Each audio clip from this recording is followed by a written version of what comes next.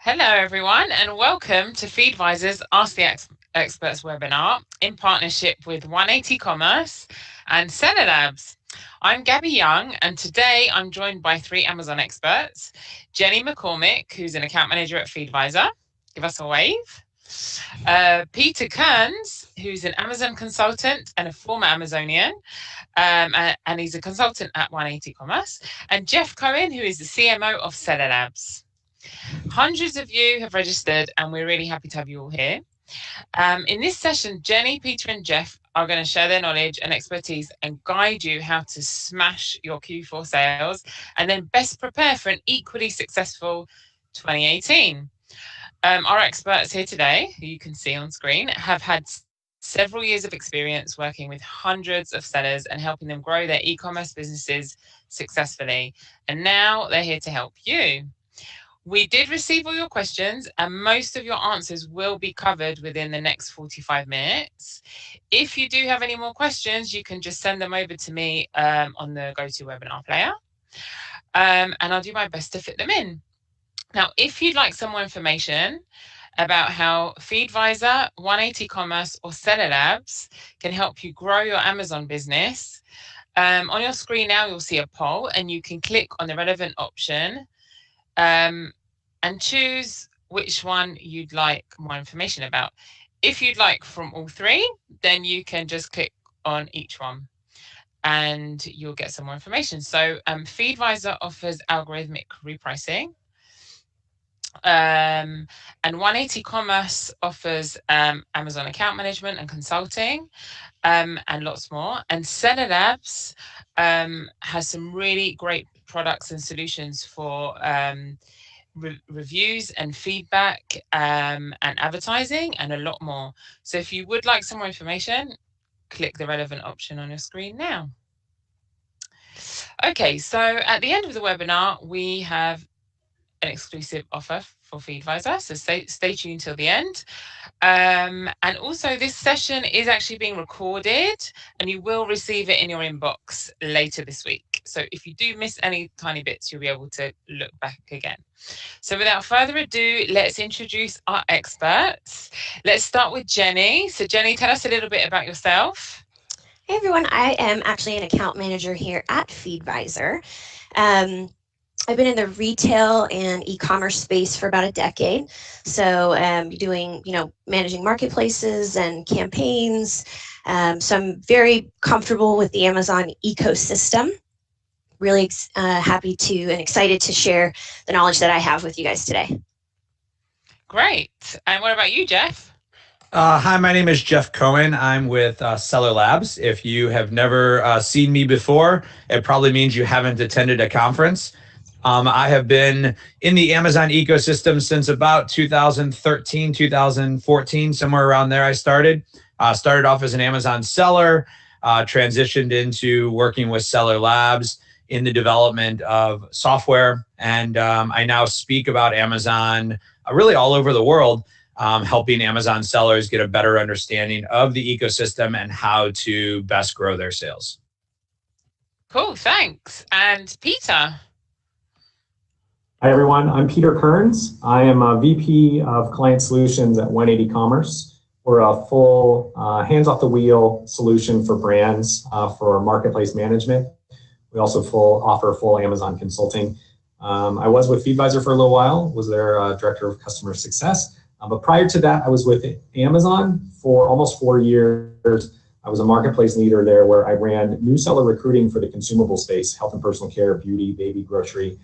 And we would actively look, working with category managers, actively look for gaps in the catalog selection, and then go out and work with brands and resellers to launch them onto the platform and then manage them to success. I've been in this e-commerce space since about 2011. So it's a lot of fun. I'm excited to talk to everyone today.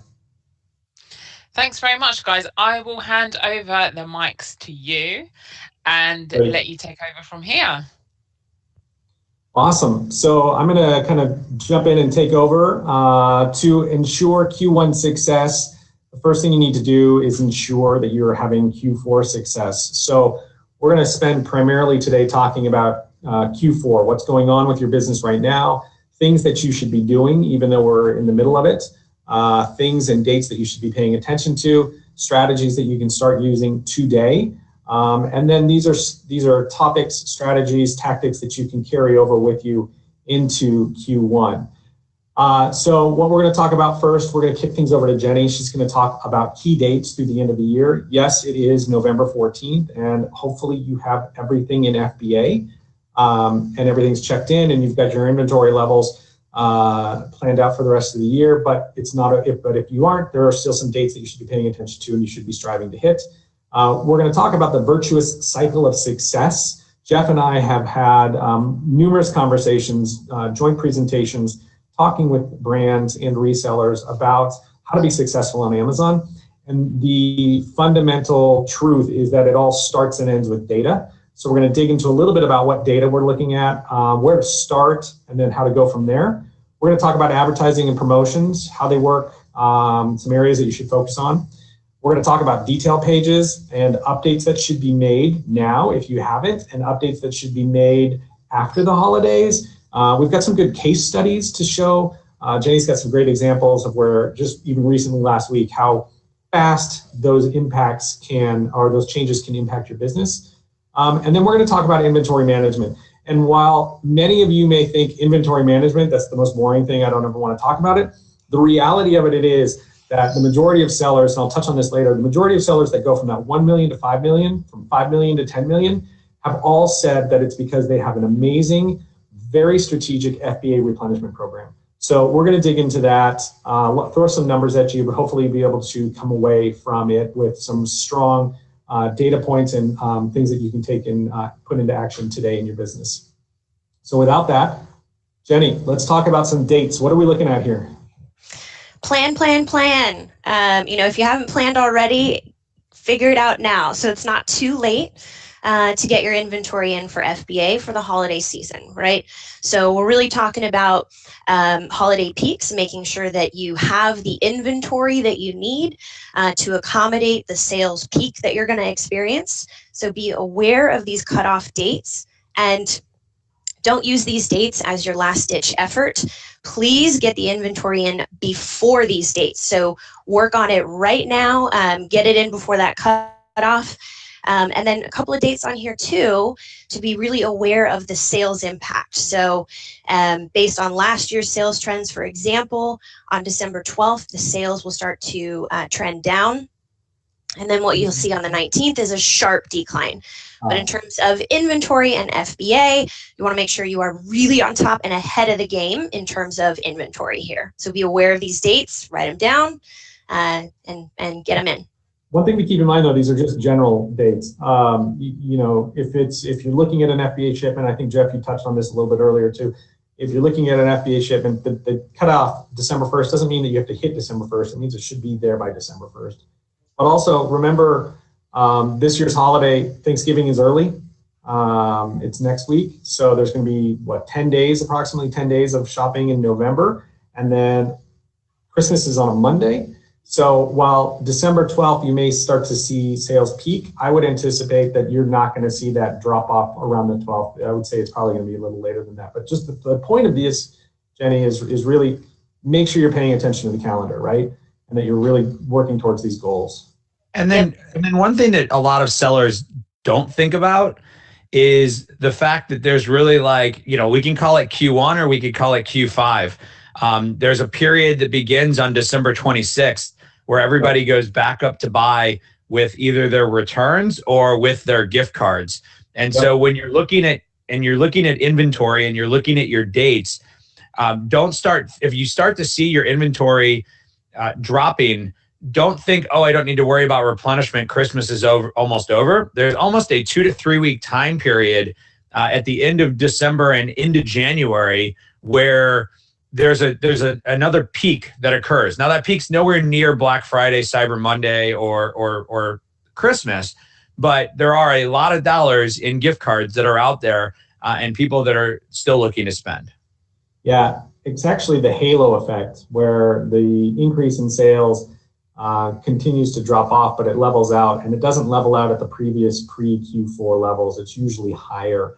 So there's a lot of things that you can be doing to maximize that. We'll talk a little bit about that, especially around the FBA, but we'll talk about, detail pages, updating detail pages to take advantage of that post-holiday halo. Also looking at promotions, buy one, get one, certain things. We'll talk a little bit about how this is also a great opportunity to get rid of excess inventory because of just the sheer volume of traffic that's coming to Amazon. So really important key here, though, is take these dates, make them notable, and work towards them. You don't want to miss out on anything because you forgot a particular date or cutoff. So as we talked about in the beginning on the agenda, the virtuous cycle of success, the thing about Amazon, and one of the things that just was really driven home in the 4 years that I was there, is everything starts and ends with data. There is no gut feeling. I think this is going to be a good seller is not an answer. It's not a strategy. And the only way to really create strategy is by using data, really good data, and then really having a good understanding of how to interpret that data. Feedvisor has a really great job of creating some solid sales dashboards. Seller Labs has great data. But really, you've got to have an understanding to look at it. And so Jeff and I have talked a lot about this flywheel of virtuous cycle of success. So Jeff, why don't you dig in here and tell us what we're looking at? Yeah, so if you're not familiar with the Amazon flywheel, this is the drawing on a napkin in the bottom left-hand corner that Jeff Bezos created 20 plus years ago when he developed the basic formula that drives the success for Amazon today. And the concept of the flywheel is that there are different parts along the way. And if you're able to kind of stoke a particular part, it makes the whole wheel move faster.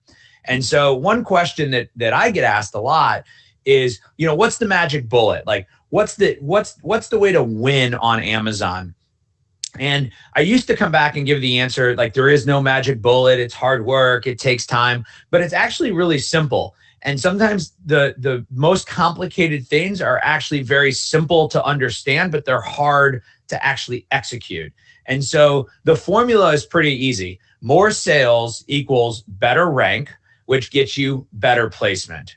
And there was actually a question that's in the questions from Matt that says, I'm trying to compete in a saturated market. What's the most important to increase ranking? Traffic, conversion, or reviews?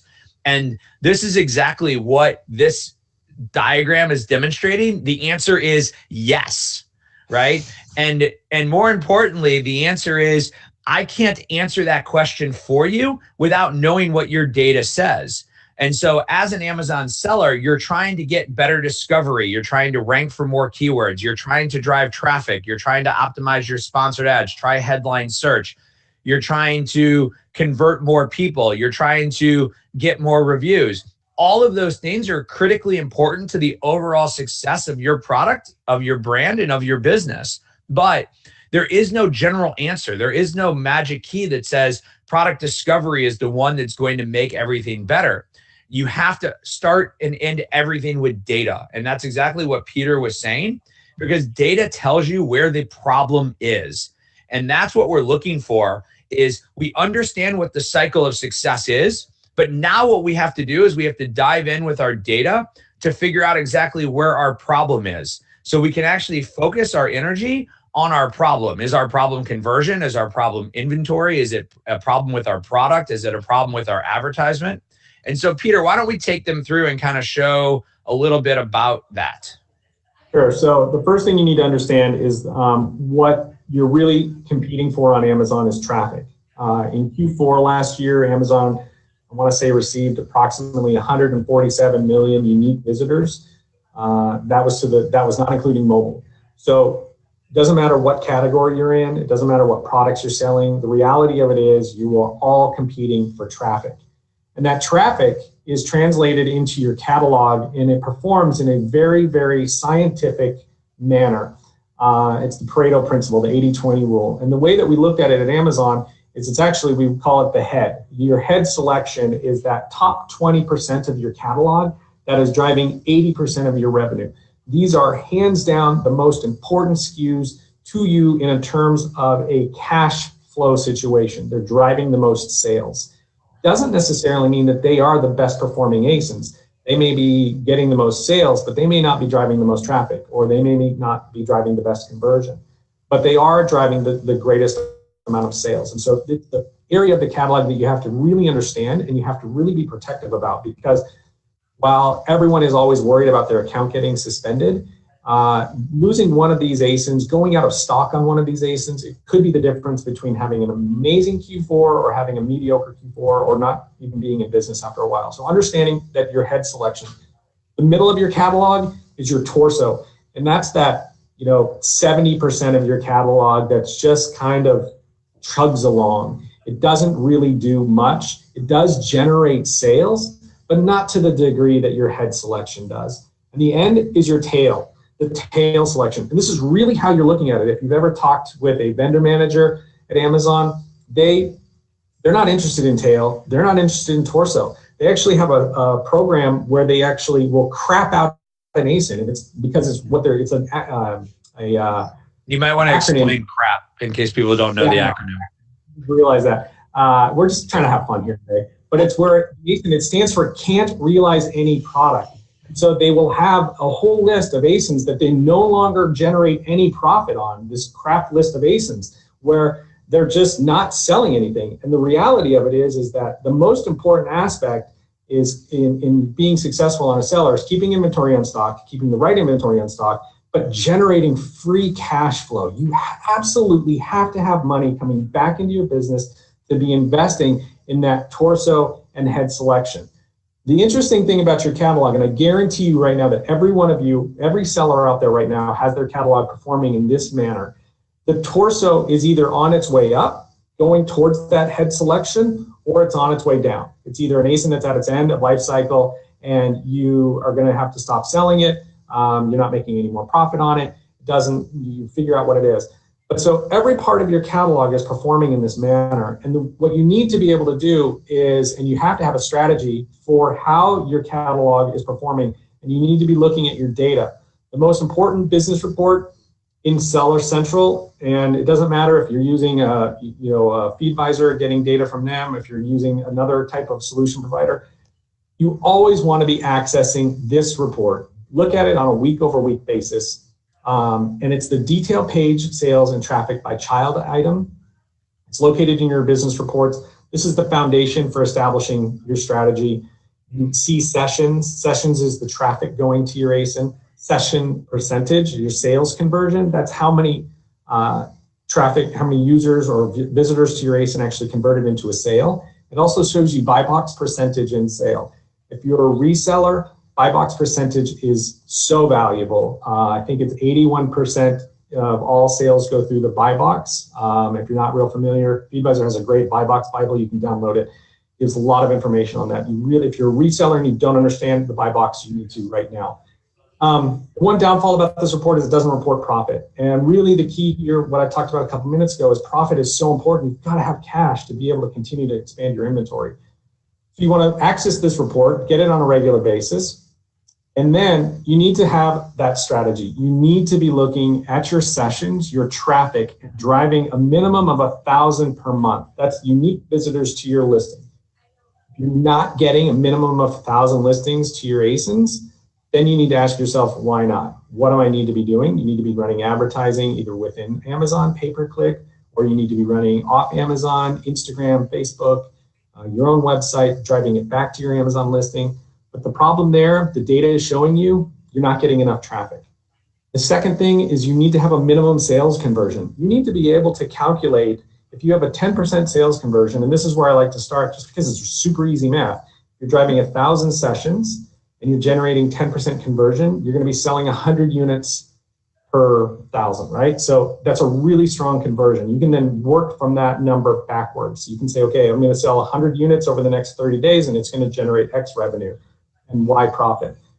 And then that's where you have to have that profit range, because at the end of the day, if you're not making money, then you're just, what's the point of doing what you're doing? You're not making money to continue to invest into inventory. You're not making money to continue to invest into the traffic or optimizing your listings. It's a horrible cycle to be in. So, and then the third thing for resellers, you absolutely have to have a floor for when you can't compete on the buy box anymore. And Depending on how many sellers there are, that could be, a 20%, or you're happy getting 20% because it could be an ASIN that's driving a significant amount of revenue, or it could be 80%. But you absolutely have to have numbers in place so that way you can start making decisions. Should I or should I not spend money on this inventory anymore? Should I or should I not start spending money on advertising? Do I need to spend money on optimizing my content? Those are the answers that will come from having good data and being able to analyze it. So Peter, I just want to.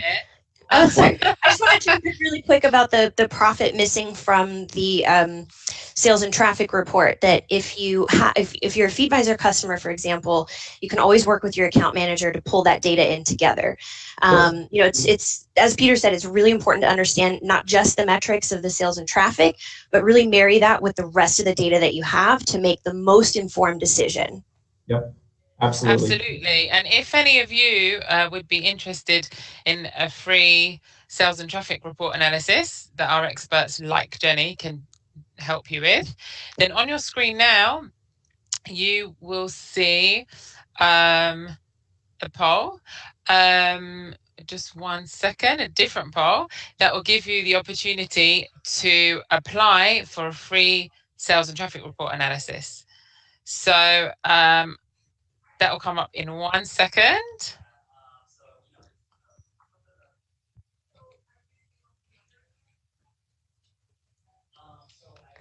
We're good? Okay, so if you would like a free sales and traffic report analysis, then just click the relevant option on your screen now. And then especially if you're a reseller, then we can get one of our amazing staff like Jenny to have a look at your metrics and give you some advice, just as Peter was explaining, on how you can improve your metrics and how you can improve. So Gabby, let me kind of tell a story while they're finishing the poll. I had a client call me the other day and they wanted to know why their sales weren't going well.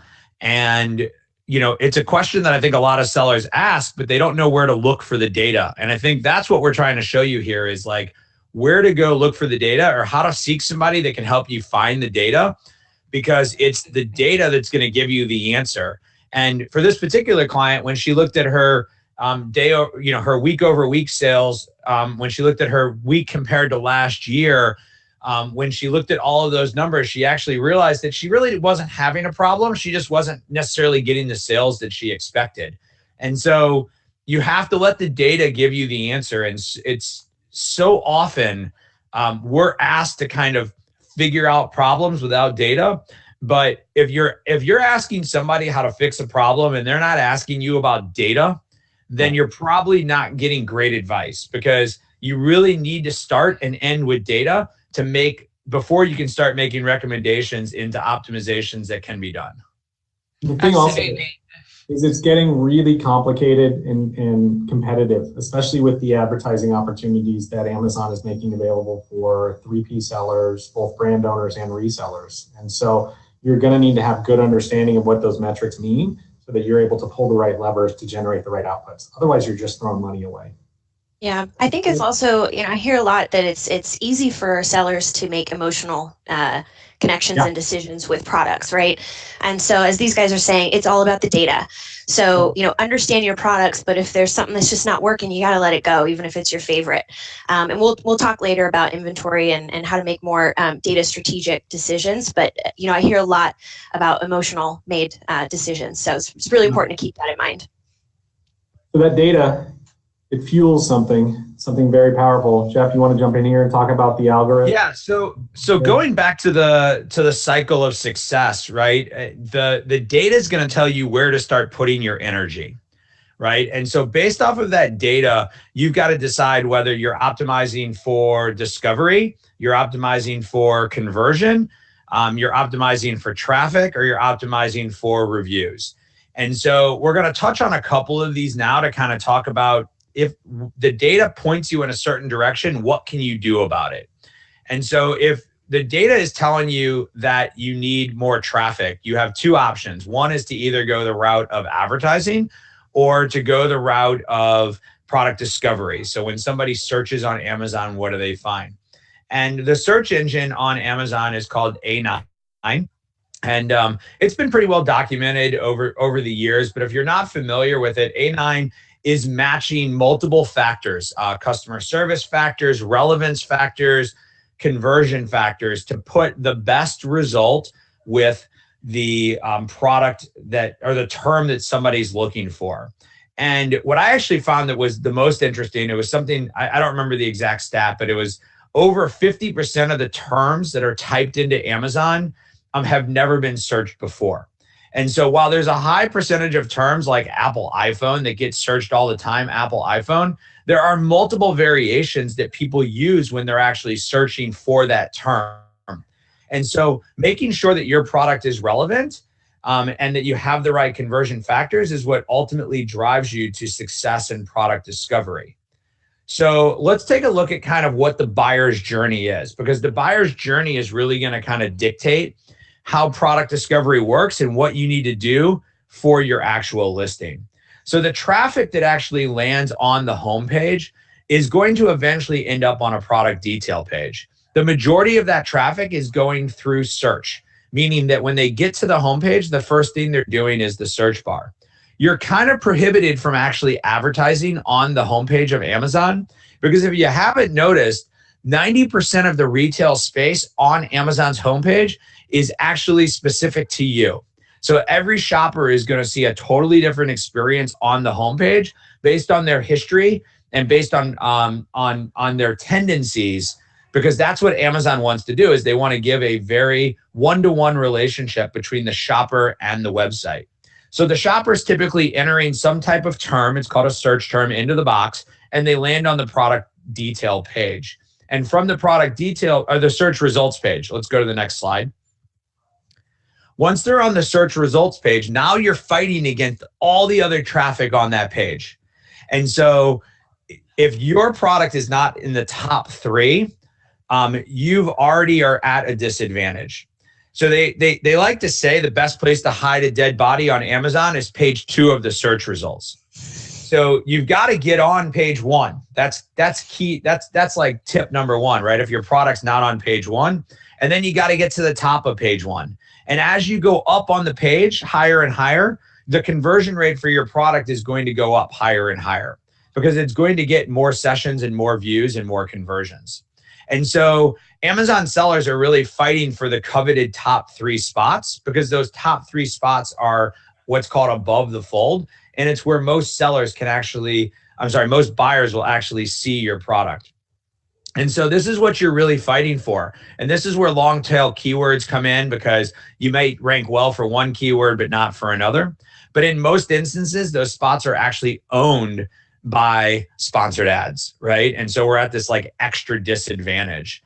And so as a seller, we really need to optimize our listing to get into those spots, making sure that our titles have the right number of characters. And there's been some debate about title characters as of late. There's been debates about all of this stuff. 50 is the new normal. Now, 50 is not a requirement. Amazon has not come out and said 50 is a maximum, but they have come out and said that if 50 is a recommended number. Why is 50 a recommended number? The answer is very simple. This right here. That's a phone if you can't see it because of the glare, okay? Shoppers are shopping more on mobile than ever before. And therefore, the listings on mobile get truncated. The listings and ads get truncated after 50 characters. So Amazon wants you to have your listing fit within 50 characters, which means you've got to be very careful about what you say and how you say it about your product. So I'll give you guys all a tip. If you're a reseller, you may want to look at a listing and see if that listing is actually descriptive of your product. Don't think to yourself, I'm a reseller of this product, I can't change the title, I can't change the listing, because you can. It's just a little bit harder. You have to actually make request into your rep. But if you're the product and the brand owner, then you can make those changes a lot easier, because you probably have that access in your Seller Central account. And the one recommendation I make, if you're selling Under Armour, keep Under Armour at the beginning of the product. If you're selling Jeff's iPhone, not Jeff Bezos, Jeff Cohen, sorry, I don't make as much. put my name at the end because my brand isn't as important to the overall product, and use the keyword at the beginning of the listing to be the most descriptive keyword of what people are going to use, what they're going to call your product when they're looking for it. Because we talked about relevance, and the relevance comes in based on a hierarchy. So as you go deeper and deeper in your character count, the relevancy tends to wear off. As you go deeper and deeper into your listings, bullet points, back-end keywords, product descriptions, that tendency tends to wear off. The other tip that I'm going to give, and then I'll open it up, is your back-end keywords should have no more than 250 characters. That's a change that Amazon made. And since they made that change, they've actually come out and finally publicly stated that. And so look at your back-end keywords. If you're not doing well with product discovery, that could be a big reason why. You probably have too many keywords in the back end, and therefore Amazon doesn't know what to actually make you relevant for. Before I get into sponsored ads, I'll open it up to see if you guys have anything you want to add into listing optimization. Let's talk about optimizing and talk about, Jenny, you had a really good case study you talked about last week. Let's dig into that a little bit. Sure. Yeah.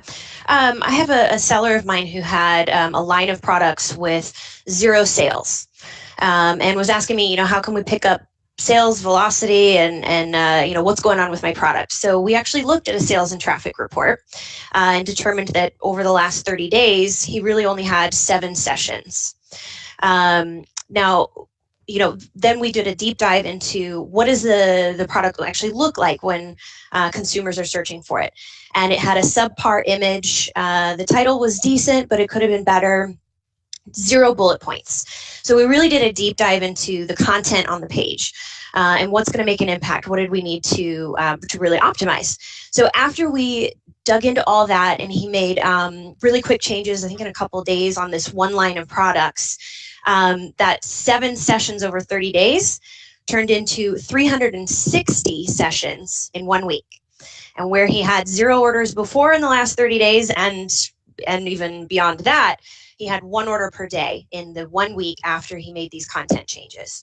So it's hugely impactful. It cannot be, overstated. Yeah, and since we lost Peter, I'll jump in and give an example as well. I think we've all seen this, and it happens rather quickly. So I was working with a client, and this client had they were in Bluetooth speakers. They actually ranked top 100 for Bluetooth speakers, and they were able to make some change. So they were able to see the traffic. So they saw that traffic was coming. So they wanted to work on conversion because they had enough traffic that any change in conversion would be a major impact on their bottom line. And they were able to update their photos. And I know one of the things that we were going to show in this example is some of the infographics that are used. When you use infographics and you can highlight features of your product, it really helps sell. Consumers don't like to read. There's 2 types of consumers. There's a visual consumer and a reading consumer. And so you want your listing really to work for both of them. So by using infographics, lifestyle photos, right? What's on the screen right now is a lifestyle photo showing your product in the actual world. Infographics are going to highlight the features of your product so you can actually understand why your product is differentiated from your competitor. You begin to drive a lot of additional sales from the traffic that you already have. This particular client, by making updates to their listing, was able to improve their keyword rank. And at the same time, they were also able to increase their sales conversion by over 10 points. So that's not a 10% increase going from 20% to 22. It was a 10-point increase going from 20 to 30%. And so that's real dollars that drive to the bottom line. And so when you're looking at what you can do in Q4, one of the other optimizations to potentially consider is how relevant your product is to the way people are searching during the holiday period. And so search kind of changes during the holiday period. Sellers aren't going to necessarily be searching for a water bottle or a apple slicer or a pair of socks. Are we still on? I can hear you. I don't know what's going on with the visual. I think we lost Peter completely. Well, hopefully you guys can still hear me, and we'll just keep going here. We'll keep going. Yeah. Let's see. I'm going to reshare and see if I come back up. All right. There you go. I guess I'll try to reshare as well. Reshare. There we go. Yeah, we'll there we go. Okay. So what I was saying was, we can roll with this stuff. We know what we're doing. We're professionals. We have Watch the news tonight. They all make mistakes too. Telling us they can hear us. Excellent. So I lost my train of thought though. So you were leading into with the holidays. So this time of the year, I'm going to be searching for gifts for a 7-year-old, family board games, holiday baking, gag gifts for holiday party. I'm going to put those search terms into the Amazon search box, which is different than how I'm going to search in March. So think about how people might be searching for your products, and think about changing your content, even though it seems ever so slightly. Add into your bullet points great gifts for your, wife, if that's what it is, right? But keep it relevant, because remember, relevancy trumps all else. You don't want to just do keyword stuffing. Make your bullets count, make your content count, and use the holiday trending period to adjust for that. I'm a believer that Amazon looks at the actions that you're taking on your listing and uses that as a signal to kind of re-index you, if you will. And so by making those slight changes, you're kind of saying, hey, something's new. And Amazon's going to take a look at your listing, and you might even see a bump in some terms that you've been ranking for a long period of time. Yeah, so I want to add into that too is I know we lost Peter, but one of the things that he had mentioned, a day or two ago or something is, asking us how relevant or how big of a change would we see by just simply updating the title, right? And we have a lot of ex-Amazon experts here with direct knowledge that the title is really one of the most impactful pieces. So, if you can make a change to that to be relevant to the time, as Jeff is mentioning, then it's really critical, and it'll kick off sort of a notification, if you will, to Amazon saying, hey, my product is special, it's refreshed. And can potentially boost a lot of metrics for you. So you really do want to be on top of it. It's not something that you want to, as Peter would always say, set it and forget it. And I think we have him back, and I'm not trying to steal his thunder. Yeah, no, and I think Jenny, I think the other thing is that make a note in your calendar that on December 26th, you need to update your listing, right? Because this goes into the Q1 piece of this, is that if you're making adjustments to your listing, you need to actually adjust back for what's happening based on the adjustments that you made. And so you can't just set it and forget it, right? And I think that's one of the misnomers in a lot of things within Amazon is that you have to, he's telling me his computer completely shut down. So I won't share any of the expletives that he's shared as well, but I don't know if somebody has the slides and wants to share them, and we can go from there. But Jenny, do you have the slides on your? Oh, otherwise I'll share them. I don't think I have the updated ones that Peter. Now let's just go. We can just go to the last two. We can just go to the last two slides and talk about the replenishment and kind of talk about that. And if Peter comes back on, we can jump back into it. But I think ultimately what you're trying to do as an Amazon seller is you're trying to build a system, right? And your system is not something you do once and then you never do again.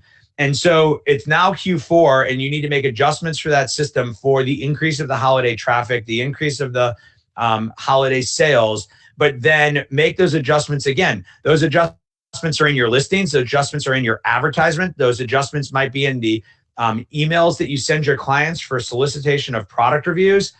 Think about that, right? We didn't even touch on that, but let's say that most people are buying products for somebody else. And so you can still solicit reviews. You just might want to change the language and say, thanks for buying this product. Not sure if you bought it for yourself or you bought it for somebody else, but would you consider writing a review? Just making those slight little changes, mentioning a little happy holidays or something in there, all make a difference ultimately in how you connect with your customer and how your brand is perceived in the marketplace. totally agree with you. I'm trying to my share screen. Can you guys see my screen? Yeah, we're good. You're good. Strategies for replenishment. All right. The only bummer about this is that I can't see your beautiful faces anymore. So it's actually a really good segue to go into inventory planning, right? Because we talk about looking at the data and looking at the traffic and optimizing content. But if you don't have the product in stock, you're there's nothing to do. So strategies for replenishment is really an ongoing task, right? But if you have holiday products, it's going to be critical for you. So what do you want to do? You want to dive into this. This is your action item right here. This is probably one of the most critical things that you need to be paying attention to and acting on, right? So some of the key metrics that you want to be looking at when planning on replenishment is, what do you have in stock right now? What are your estimated remaining days of coverage, right? Do you have anything inbound that needs to be added to that number? Then when we're holiday planning, we want to look at your velocity over the last 7, 30, and 60 days. 90 is important, but more for Q1. And you want to look at the velocity change, right? So we talk about how much should you buy right now for Q4, especially if you have toys or something like that. And the answer is that there's no exact answer. My favorite thing to say and to look into is your year-over-year data. So what was the data? What were the metrics? What did you sell last year? Do you have overlapping categories where you were selling in last year that you're selling in this year? Maybe you have some of the exact same SKUs, right? So look at how those did, look at what your inventory levels were, and plan accordingly. So if you have additional data, what we looked at was over Feedvisor as a whole with all of our customers is that we saw 45% increase in needed inventory. So sales and everything. And that's 45%, meaning like year over year. So if I was selling whatever I was selling last year, if I'm planning for this year, I should plan to increase that by 45%. I mean, yes and no. That's kind of a baseline, right? That's an idea of a general number, right? It really depends on your products, the performance of them. I think that's where all of us get nervous, right? Because Feedvisor doesn't want to be on the hook for saying your sales are going to increase by 45%, and Seller Labs doesn't want to be on the hook for that. And so, what I would tell you is go look at Prime Day, right? And look and see what type of bump Prime Day added to your sales. And try to use that as a way of saying, okay, Black Friday, Cyber Monday is going to be bigger than Prime Day, right? The holiday season is going to be collectively bigger than it was last year. Where are you ranking for your products this year compared to last year? What's your buy box this year compared to last year? And those are the things that are going to kind of help you to determine whether 45 is the right number or whether it's 85 or it's 25. Exactly. Yeah. And also, look at the ones that didn't sell, right? We're looking at replenishment. So we want to look at items where you don't need to replenish them. So put your cash in the best place possible to drive those holiday sales. Peter had asked me something, a really great question earlier, and I know he's not with us right now, but he said, what advice would you give to sellers who haven't sold last year in the holiday season? And that's a tough one, right? Because you don't have year-over-year data. This is your first time selling these items in this season. So what we would really advise is look at your lead time. It's for getting those products in.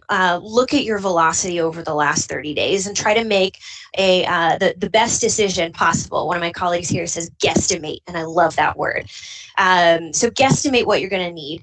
Plan ahead in terms of lead time. And what I mean by that is if you have a supplier where you can get products in a day or two, then you can afford to replenish frequently and as on an ongoing basis. If you have a longer lead time, you're going to need to figure out what really is the best number for you to make sure that you have in stock. Jeff, do you have anything? Yeah, so I shared a story. I shared a story with a seller who last year had a product that skyrocketed to top 100 in toys. Had no, he didn't know if it was going to. he had ordered quite a bit of inventory, what he thought was enough for 4 months, that it was going to last him through from November through February.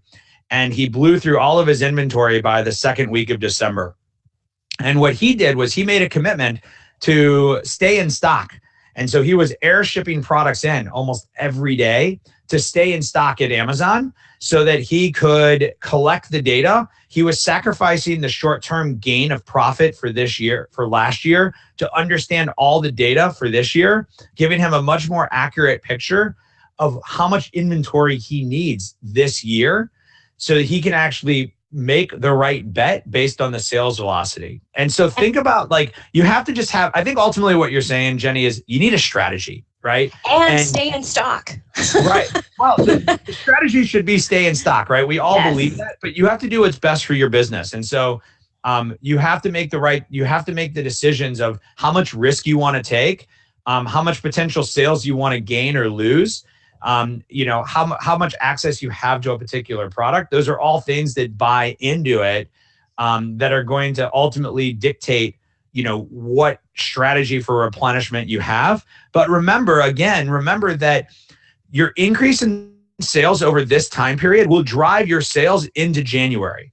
And so don't just look at it as, the inventory you need through December 25th or 24th, but look at it for the inventory that you need through, January 19th. And so with everything in the way that Amazon's moving, the sales are rapidly increasing. And last year they saw significant increases, and this year they'll see significant increases.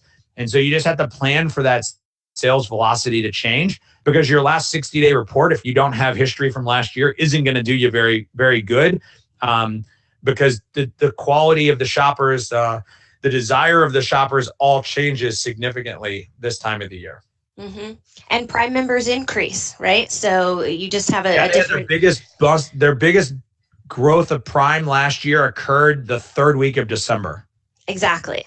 So you got to prepare for that and recognize that that's a big aspect of consumer behavior. When there's just more Prime members, you have to have more inventory. Yeah. And make sure that you're getting the traffic for these items so that you can sell them. So, Gabby, there were a couple questions. Can I don't know where we're at slide-wise. Can I jump back and answer a couple of these that were... We do have a few minutes left. So, or do you want to have Jenny finish up the slides? Let's have Jenny finish up, and then we can answer a couple of questions at the end. Yeah, so we just have sort of one more major inventory topic here. So we just looked at, replenishment inventory strategy. Well, then equally as important, really around this time, you need to have a solid airtight strategy around your excess inventory, right? Because as Peter talked about in the beginning, is you need to have the cash to invest in your good sellers, right? So I want all of my sellers to get ahead of the competition in terms of liquidating products that are not doing you any favors, right? We all know about long-term storage fees. Get ahead of the crowd. Start figuring it out now. Also, if it's a seasonal item that just doesn't sell well, but you have a big opportunity right now, even if it's selling at a loss, right? If you sell it, it's cash in your pocket. So, it's dependent upon your products, your category, and the velocity that you see. But one of the most important metrics, or two important metrics that I always like to look at, is estimated days of inventory. Make sure you have a software system that is telling you that. A lot of them don't focus in on excess inventory. They only focus in on replenishment. So estimated days of inventory, and then also your inventory value. Are you just sitting on a pile of money on an item that's not moving? Get it moving. And quickly. So if it's FBA, that's probably the priority because of long-term storage fees. If it's FBM, fulfillment by merchant, still a priority, but figure out where it is in your list of items that you're just sitting on money that's not moving, missed opportunities. And obviously, with all that extra cash, you can obviously start scouting for new products. So great segue. So one of the things that I really want you guys to do is, my idea for this is, we really want you to be successful in Q4 to have a successful Q1. How do you do that? Well, you get ahead with scouting. So if you have rock solid plans for your inventory, your product content optimization, if you're done at the end of the day, guess what? You're ahead of your competition in terms of looking ahead to grow your business, grow your product spread. And I won't spend too much time on this because this is what I want you to leave with and start doing this. But you need to find some sort of software that's going to have predictive measures for you, like the ones that you see on your screen here. Now, of course, at Feedvisor, we have a really great tool for that. It's called Smart Scouting. But whatever tool you're using, you need to be looking at the estimated sales and profit, the competition landscape, who are you going to be competing with, the cost and fees, the total of that, and the demand, right?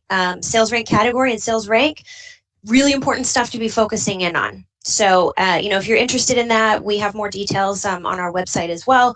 But this is how you grow in Q1. So and this is also if you have like wholesalers that you've been talking to, but you haven't started buying from them, track their products this time of the year so that next year you have the data, you have the ability to go back and you can see what their sales rank changed to during the peak time periods. Remember that Thanksgiving moves, right? Remember that Christmas next year is going to be on a Tuesday instead of on a Monday. I guess it really doesn't matter now that Amazon delivers 7 days a week, but think about those type of things because those things are research you could be doing now to help your business for next year. Remember the seller who used one Christmas to do another. And I'll just share with you as a little tease, he went from about an $8 to $10 million business, and he's projected this year to do like 30 million.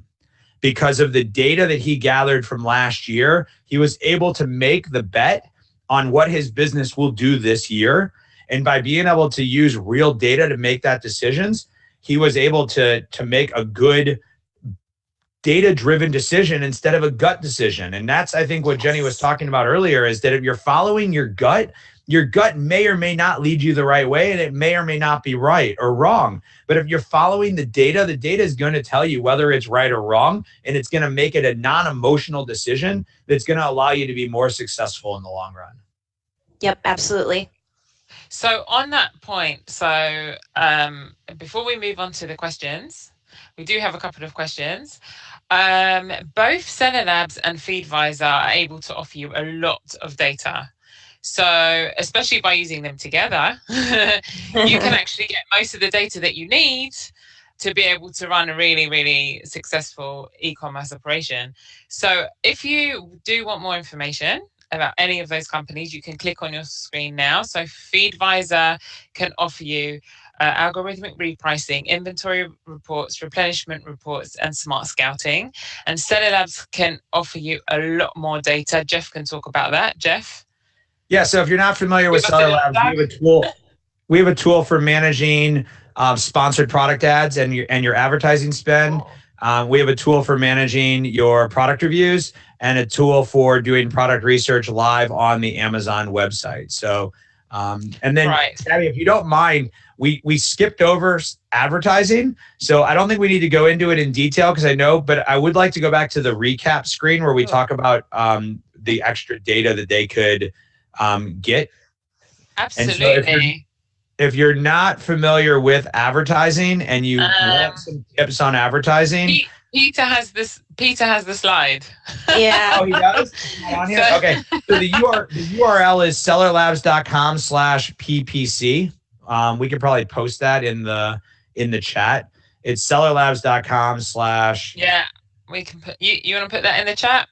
Yeah. And that's going to give you a whole bunch of just general data on advertising and advertising optimizations. Great. Thanks very much, Jeff. I know that's something that we've had loads of questions about. We do have time for we've got 5 minutes. So, Jeff, there's been a few questions for you. Yeah, I saw them come in. So grab the most relevant one for right now. Yeah, so there's a couple that kind of overlap. One was explain the difference between some of the other fields, right? So Amazon gives you, if you do on Amazon, there's a whole bunch of fields: intended, other, subject, target, search term, platinum. There's the ability to say, is it right-handed, left-handed? So your most important fields: title, bullet points, keywords, description. Okay. Beyond that, I would tell you to fill out every field that's relevant. Okay. So if your product is right-handed, left-handed, and you have the ability to designate right-handed, left-handed, do it. If it asks you what type of activities it's being used for, state them. If it tells you if it's male or female, go ahead and say if it's male or female. So the more fields you can fill out, the better. There's just no question about it. Platinum search terms is something that's reserved for very high-end spenders on Amazon. Fill them out. If they don't want them, they won't use them. That's probably the easiest way to answer that question. Another great question that was asked was from Jackie. If another seller's bullet points and descriptions are what show on a product page, how does it benefit you to spend time mining the optimization? Okay, I get this question a lot, and wholesalers that do this right are successful. And so nobody owns a listing on Amazon. Amazon is very clear about that. There is no concept of one seller owning a listing or another seller. In fact, you'll go on a lot of listings and they totally suck. And they're like big name brands, and they've got no bullet points, and they've got horrible photos. If you have a significant, what I always tell you is, if you have a significant portion of buy box or the ability for replenishment, the investment into the listing is going to benefit your competitors, but it's also going to benefit you.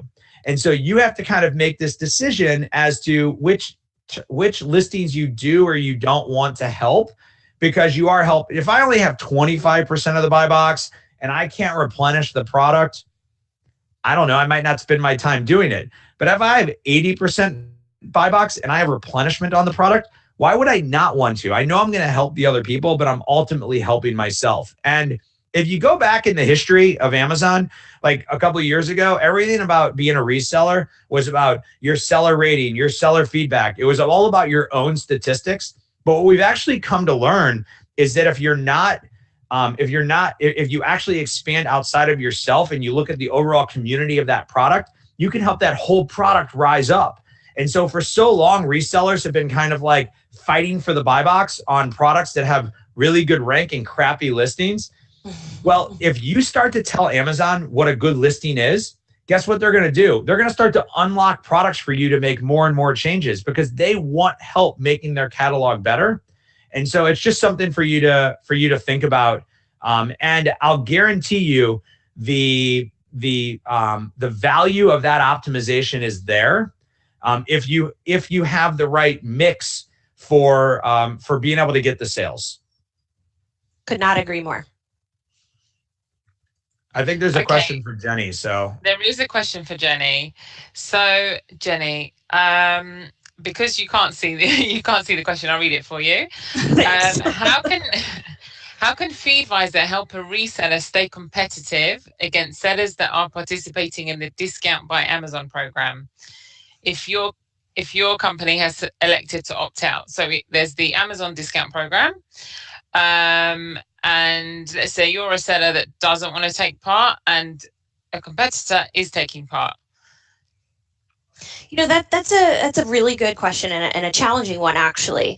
So, when you're participating in different programs like that, we need to make sure that we understand the competitive landscape and how many sellers and who are participating in that. So a lot of what Feedvisor can offer in the dashboard is the competitive reports. So where you're not being competitive against the competition. And where you are. So we really want to identify first which products those are, and then really look at the pricing strategy that you have. Does it make sense based on the landscape and how your competitive sellers are behaving in the market with those other programs, right? So you want to make sure that you have your settings in place to be successful given the landscape that you're involved in on those products. So, for example, that seller who's taking part in the Discount by Amazon program could go out of stock much quicker than you. And then that gives you the buy box back. So in Yeah, some don't cases, always you race. don't I think what always you're need saying, Gabby, to. is don't always race to the bottom, right? Like, dude. Oh, for sure.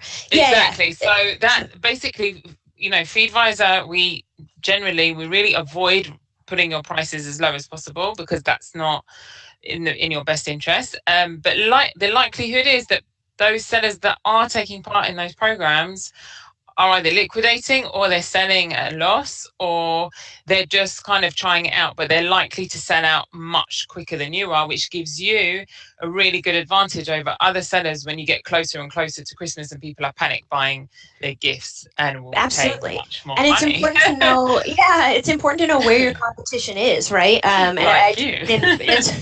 in terms of price, right? I mean, if they're selling below your floor, there's no point in competing with that price. Wait for them to go out of stock. Or if they're going to be participating in that program for a long time, you may need to consider a different strategy and jump on different items. So it does really depend on the product. But again, as these guys are saying, you really want to make sure that your floor price is reasonable for your product and given what's going on in the landscape on that particular item. Thank you so much, Jenny. Thank you, Jeff. Thank you, Peter, we don't know where he is, but I've put in the chat box everyone's contact details. So if you do want to follow up with anyone, Jenny, if you want to scroll to the next slide, there's also everyone's contact details are there. So you can contact. You can Also, I think all of us are on LinkedIn. We're all on LinkedIn or Facebook. Most of us are on Facebook, so you can connect with us on LinkedIn and Facebook. Peter and I like to have contests. Has really cool live Facebook seminars that you will love. So you must follow. Can I throw in a plug? Seller Labs is doing a holiday event raising toys for Tots. Yes, very good. And so if you have any excess inventory, and it's in the toy category, you can email me and I'll send you a link to the page. We're taking donations for Toys for Tots. Our goal is to raise $50,000 in retail toy value. And we would love to have you consider participating. So if you have excess inventory and you want a tax write-off, it's another thing for you to consider. It's a really good cause, guys. Toys for Tots. Contact Jeff for more info. It's such a great thing to do, especially at this time of year. So we've already raised close to $18,000. So wow. we're well on our goal, way to our goal. That's great. Wow, Jeff, people are still listening to us. We can start singing. We can have You've got the mic. Thanks everyone for joining us. Peter also says thank you. And we apologize for the technical issues. We hope we've answered all your questions. If you have any more, our contact details are here. And we hope to see you for the next episode of Ask the Amazon Experts. Thanks, guys. Goodbye. Happy holidays.